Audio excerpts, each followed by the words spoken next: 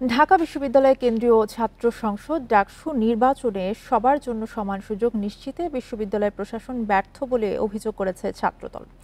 সোমবার সন্ধ্যায় এক সংবাদ সম্মেলনে দলটির বিশ্ববিদ্যালয় শাখার সাধারণ সম্পাদক নাহিদুজ্জামান শিপনের অভিযোগ, মনোনয়নপত্র সংগ্রহ করতে গেলে ফজিলাতুন্নেসা মুজিব হলে ছাত্র দলের নারী কর্মীরা লাঞ্ছিত হন। বান্ডেল থাকলে প্রতি সেনমানিতে টাকা বাঁচবে। বিকাশ সেনমানি বান্ডেল কিনে জিতুন প্রতি লেনদেনে। তফসিল অনুযায়ী ডাকসু নির্বাচনের ভোট ৯ সেপ্টেম্বর, মনোনয়নপত্র গ্রহণের শেষ দিন ১৯ আগস্ট আর প্রার্থীদের চূড়ান্ত তালিকা প্রকাশ হবে ২৬ আগস্ট। এরই মধ্যে মনোনয়ন তোলা নিয়ে সংকটের কথা জানায় ছাত্রদল। ডাকসু নির্বাচনের চিফ রিটার্নিং কর্মকর্তার কাছে অভিযোগ দেয়া ছাত্রদলের দাবি করে ছাত্রী হলে লাঞ্ছনার বিচার দাবি করেন তারা। বলেন, বিশ্ববিদ্যালয় প্রশাসনে আওয়ামীপন্থীরা থাকলে সুষ্ঠু নির্বাচন সম্ভব হবে না। ছাত্রলীগের অপরাধীরা এখনো হলে এবং তাদের উদ্দেশ্য ডাকসু নির্বাচন বানচাল করা বলেও অভিযোগ তাদের।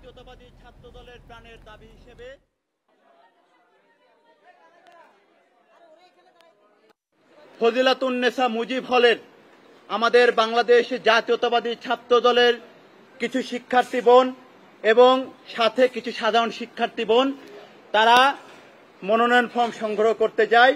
সেই সময় ফজিলাতুন্নেসা মুজিব হলের একদল উগ্র শিক্ষার্থী এই মনোনয়ন ফর্ম সংগ্রহে বাধা প্রদান করে মব উস্কিয়ে দিয়ে তাদেরকে ব্যাপকভাবে মানসিক হেনস্থা করে